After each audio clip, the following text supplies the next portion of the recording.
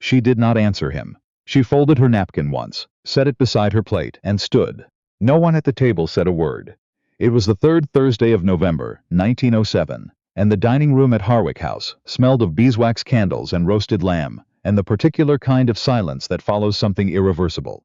Outside, rain pressed against the tall windows. Inside, Dorothea Vane, who had been Mrs. Dorothea Ashford for 2 years and 4 months, pushed her chair back with a quietness that somehow carried more weight than a slam ever could have. Her husband's mother had just called her plain. Not in those words, of course.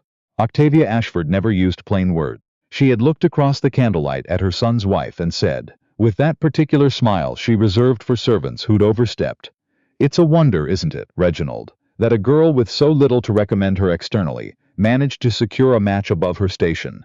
She had said it to her husband, not to Dorothea. That was how Octavia did things.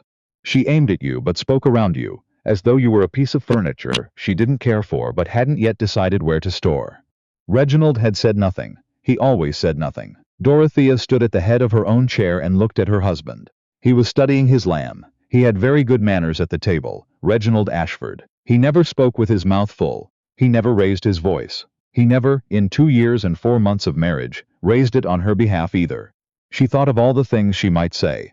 She had a vocabulary for moments like this. She'd been building it quietly, the way some women collect grievances in a jar and some collect recipes. She had whole sentences ready. She had arguments prepared, ones that were logical and fair, and would have proven, conclusively, that Octavia Ashford was a woman of diminishing imagination and considerable cruelty. She said none of them. Instead, she looked at Octavia. Really looked at her, the way you look at something you are about to leave behind, and gave a short, correct bow of her head. The kind a woman gives to acknowledge she has heard, not the kind that concedes anything. Then she walked out of the dining room. Her footsteps on the staircase were very even.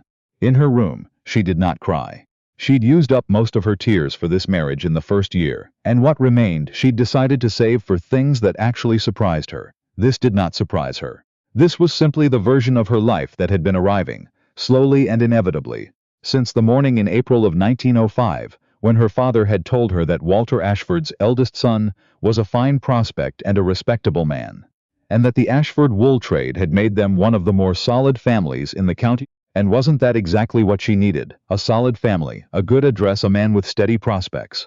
She had been 22. She had believed him. Now she was 24, and she stood in front of the wardrobe that held her dresses, all of them chosen with care, all of them sensible, none of them the ones she would have chosen herself. And she made a decision that was, in retrospect, the clearest decision she had made in 2 years. She took out the leather trunk from beneath the bed. She did not pack frantically. Dorothea was not a frantic person. She moved with the same quietness she'd brought to the dining room, folding her things the way her mother had taught her. Seams together, collars flat. She took her winter coat, which was practical. She took her better boots. She took the small wooden box from the back of the wardrobe shelf that contained the money she had been saving, in the way married women sometimes saved money. Carefully, consistently, and without saying a word about it to anyone. She took her account ledger. It was a slim thing, dark green, with her name written inside the cover in her own handwriting. D. Household Accounts, 1905. The dash at the end had always bothered her. She'd never known what to put after it. She did not take the brooch Octavia had given her at Christmas. She did not take the portrait of Reginald's father that had been placed on her nightstand, as though she'd asked for it. She did not leave a note, because she could not think of a single thing she wanted to say that she hadn't already said in 2 years of careful, polite, unreturned conversation. By 1:30 in the morning, the trunk was packed. She sat on the edge of the bed for a moment. The house was quiet. Rain still moved against the window. Somewhere downstairs, the clock in the front hall ticked in its old, unhurried way, the same clock that had been ticking when she arrived here as a bride. In a carriage that smelled of orange blossoms, someone had tucked into the upholstery as a kindness. She picked up the trunk and carried it downstairs herself. She was gone before the house woke up. The nearest town with a rail connection was Harwick, 4 miles east, and Dorothea walked the first 2 of them before a dairy cart came along the road.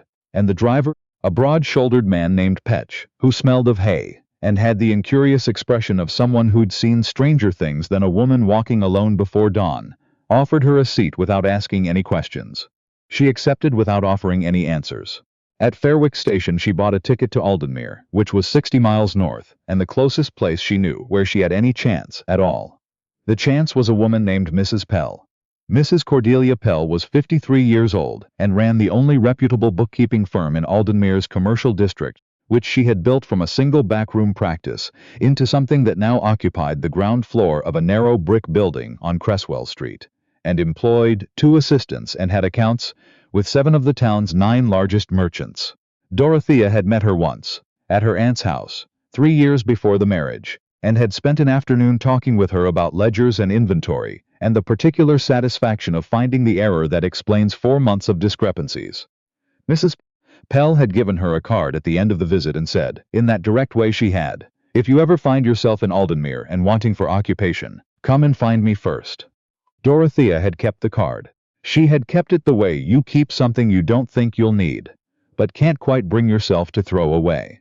She arrived in Aldenmere at 8 in the morning, damp from the walk to the station and stiff from the train, and presented herself at the door of Cordelia Pell's office at 9 o'clock precisely, which Mrs. Pell later said was exactly the right time for someone to arrive if they meant to be taken seriously. Mrs. Pell looked at her for a long moment, then she looked at the trunk. "Ashford's wife," she said. It was not quite a question. "Vane," Dorothea said. "My name is Dorothea Vane." Something shifted in Mrs. Pell's expression. Not pity. Dorothea would not have tolerated pity. Something more like recognition. "Can you do a monthly close in 3 hours?" Mrs. Pell asked. 2.5, Dorothea said, "if the original entries are legible." Mrs. Pell hired her on the spot. The room she rented was on the 2nd floor of a house on Marsh Lane, above a widow named Mrs. Sutton who kept cats, and had opinions about the proper temperature for tea, and who brought Dorothea a covered dish of stew on her first evening without being asked and without making any particular ceremony of it. The room was small and looked out over a yard where someone had planted an ambitious and largely unsuccessful kitchen garden. The wallpaper was a faded yellow stripe. The bed had a wool blanket that smelled of cedar. It was the first room that was entirely hers. She sat on the edge of the bed that first night and felt something she hadn't felt in so long she'd almost forgotten its name. It was not happiness, exactly. It was more like the absence of a sound she'd been hearing, so constantly she'd stopped noticing it, until it stopped. The house on Marsh Lane was quiet in a completely different way than Harwick House had been quiet. Harwick's silence was the silence of things unsaid, of opinions suppressed, of a woman making herself smaller and smaller, in the hope that eventually she would take up exactly the right amount of space, and no one would have any further comment. This silence was just silence. She opened the green ledger and wrote a date in the margin, November 20, 1907. Then she closed it and went to sleep. The work at Mrs. Pell's office was more than adequate.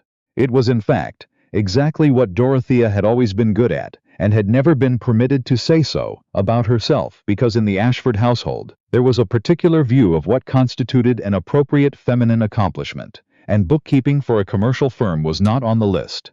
She had a talent for numbers the way some people have a talent for reading rooms. Instinctively, with a kind of quiet confidence that didn't require external confirmation. She could look at a column of figures and feel, before she'd formally calculated anything, whether something was wrong. It was like a pitch slightly off-key. The numbers would look correct on the surface, and then there would be this faint discord, and she'd work backward until she found it. Within 3 weeks, one of the merchants whose accounts the firm managed, a man named Bartley, who ran an import business on the harbor and had never met a set of books he didn't find suspicious, asked specifically to have her assigned to his account. Not because she was charming about it, because she had found, in his October figures, an error in his shipping invoices that had been compounding for 6 months and had saved him a sum he didn't say aloud, but which made his expression go very still for a moment before he cleared his throat and said he'd be grateful to have her continuing.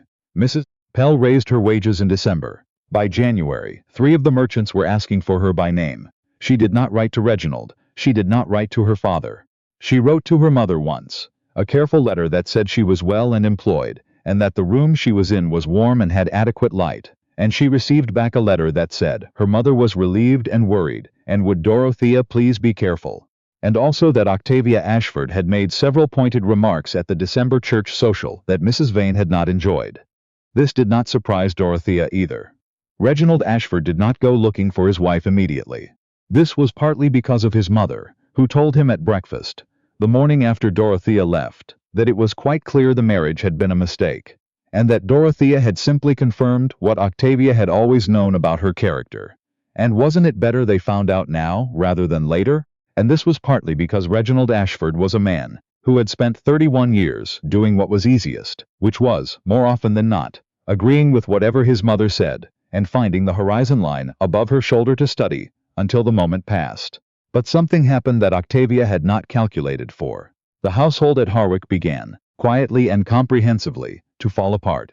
Not because Dorothea had done everything. She hadn't, or at least she hadn't appeared to, which was the particular genius of the way she'd managed things. She had managed them invisibly. The cook had always had the weekly menus confirmed 3 days in advance, which meant the grocer's order went in on time, which meant they never ran short of anything important. The linen was rotated on a schedule Dorothea had developed in her first month there, which meant it lasted. The household accounts, which Dorothea had kept with the same precision she brought to her professional work, had been run so efficiently that the quarterly bill from the coal merchant was consistently 15% lower than it had been before her arrival.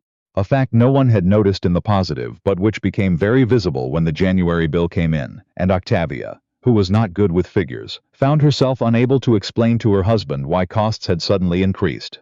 More than that, the cook gave notice in December. She had liked Mrs.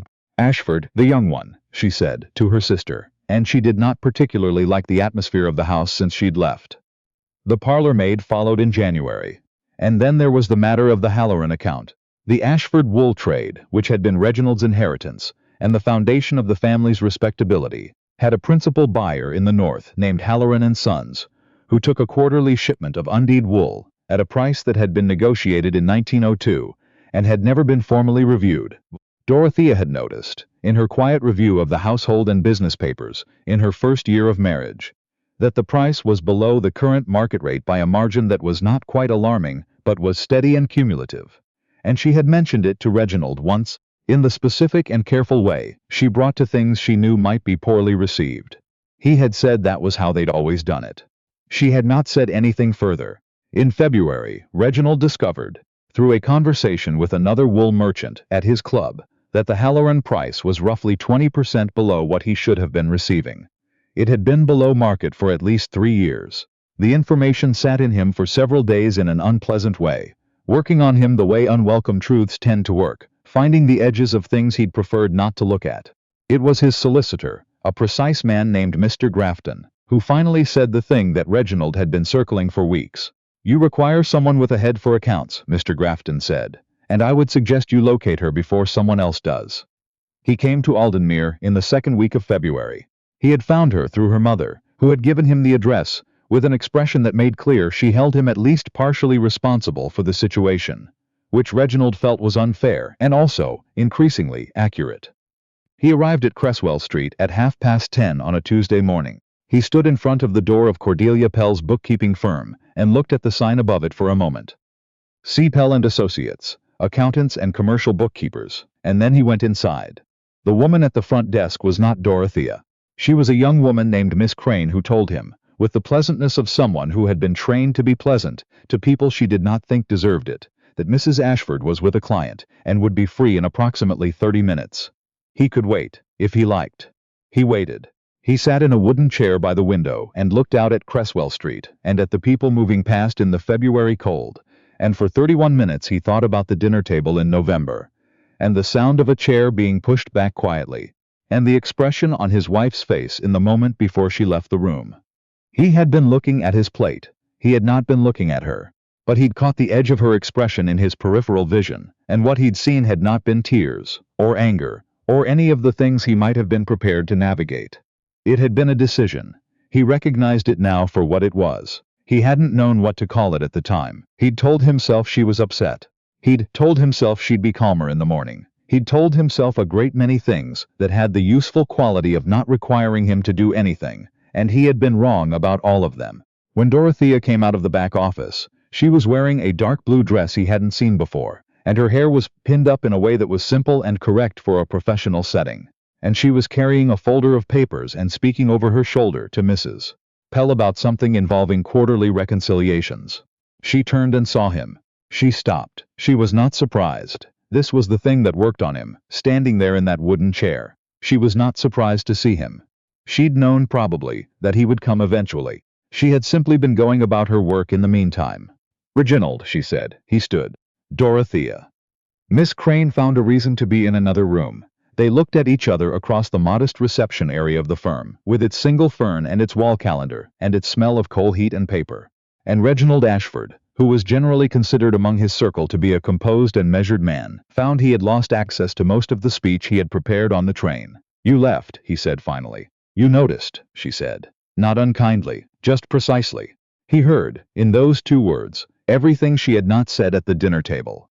He heard 2 years of careful, quiet work. He heard the coal merchant's bills, and the linen rotation, and the conversation about the Halloran price that he had closed away without reading. He heard his mother's voice and his own silence that had answered it. He sat back down, though no one had invited him to. His legs felt imprecise. "I didn't stop it," he said. "No," she agreed. "She's said things like that before. I know. I should have." He stopped. The sentence had several possible endings, and none of them were adequate. He tried again. "I didn't see what I was allowing." Dorothea set her folder of papers down on Miss Crane's desk. She did this with the same deliberateness with which she did everything, and then she looked at him steadily. "You saw it," she said. "That's the difference between us, I think. I kept waiting for you to decide it mattered, and you kept waiting for it to simply become less true." The clock on the wall of the firm's reception ticked in the quiet. "It matters," he said. She held his gaze for a long moment. There was something in her expression that was not softness, exactly, but was not the closed door he'd feared either. It was something more careful. The expression of a person who has learned to read the difference between what someone says and whether they mean it, and who is not yet certain which this is. "Your cook gave notice," she said, "and the parlor maid. You're short 2 staff, and 20% on the Halloran price." Something almost changed in her expression. Not quite a smile, something adjacent. "How long have you known about Halloran?" she asked. "February. Your solicitor, Miss Grafton, told you. He said I should locate you before someone else did. He's a sensible man," she said. She did not go back with him that day. She had 2 accounts to close by end of week, and a meeting with Bartley on Thursday that she was not prepared to reschedule, and she told Reginald this plainly, standing in the reception room of Cordelia Pell's firm on Cresswell Street, and he listened to all of it without interrupting, which was new. "I would like to come back," she said, "but not to the same arrangement." He nodded. He'd known this was coming, had spent the entire train journey from Harwick trying to build something sensible out of the wreckage of his former confidence. What arrangement, then? She told him. The household accounts would remain hers. Not nominally, actually. She would manage the correspondence with the suppliers directly, and the quarterly reviews, and she wanted a letter written to Halloran and Sons before the end of February. He agreed. The matter of his mother was more difficult. Dorothea did not say Octavia had to leave. She wasn't cruel, and she understood that Octavia was 61 years old, and that cruelty is rarely a solution. What she said was that if she returned to Harwick House, she required that her husband speak, not later, not when it was convenient, not in the space between sentences when the damage was already done. She needed him to use his voice in the room, when the room still had the words in it. Reginald was quiet for a moment. "I'm not sure I know how to do that," he said. "I know," she said. "I watched you not do it for 2 years. But it's a thing that can be learned, if you want to learn it." He looked at her. She looked back. "I want to learn it," he said. She held that statement up, as she did with figures that required verification, examining it from the angles that mattered, checking for the subtle discord that would indicate it wasn't what it appeared to be. She found nothing obviously wrong. She had learned, in the 3 months since November, that her instincts were generally sound, and that the silence of this room was different from the silence of being agreed with, because it was easier than disagreeing. He meant it. Or he meant to mean it, which was perhaps not the same thing, but was a beginning. "I'll come on Saturday," she said. "On the morning train." She told Mrs. Pell on Wednesday. Mrs. Pell listened with the expression of someone who has heard a great many things in a bookkeeping firm's back office and found most of them unsurprising. When Dorothea finished, she said, "You know you may come back here if you need to." "I know," Dorothea said. "The Bartley account would prefer you, but we'll manage. I'll write the February close before I go." "I expected nothing less," Mrs. Pell said, and turned back to her papers. Dorothea did the February close in 2¼ hours, which was a personal best, and left it on the desk with a note. She packed her trunk on Friday evening, the same way she'd packed it in November, deliberately, without frantic energy, seams together, collars flat. Mrs. Sutton brought her tea without being asked. The cats orbited the room with their customary self-possession. The kitchen garden below the window was still largely defeated, but something had come through in the frozen soil near the back fence. She couldn't tell yet what it was. Something small and determined and early. On Saturday morning, Reginald was at the station. He was standing on the platform in the February cold without a hat, which was unlike him, and when she came down the steps from the train with her trunk, he came forward immediately, the way someone moves when they have been waiting with purpose rather than merely waiting. He took the trunk from her. He did not say anything for a moment, and she did not fill the silence, which was a thing she had also been learning. That not all silences needed to be managed. "My mother would like to speak with you," he said. Dorothea looked at him. What did she say? He met her eyes, which was also new, or newer than it had been. She said. He stopped. Tried again. She said that she had been unkind and that she was aware of it, and that the house had not been as it should have been since November. Dorothea considered this. Octavia Ashford was not a woman who offered anything easily. The cost of that sentence had probably been considerable. She could hold it up to the light and find all the things it wasn't. It wasn't an apology in the complete sense. It wasn't warmth. It wasn't the kind of thing that would change a woman of 61 into something she'd never been. But it was an acknowledgement. It was a woman who had spent a lifetime saying things from the sides of sentences, finding a way, however imperfect, to say one directly. It was a beginning. "All right," Dorothea said. She picked up her green ledger, which she'd been carrying under her arm, and looked down Cresswell Street one last time. At the narrow brick building, the faded sign, the window of the office where she had found, entirely by accident and entirely by her own effort, the particular quiet satisfaction of a woman who knows exactly what she is worth. She did not leave it behind. That, she took with her. The dash at the end of her name on the inside cover had bothered her for years. She'd never known what to put after it. She opened it on the platform, just for a moment, and wrote the date. Then she closed it, and went home.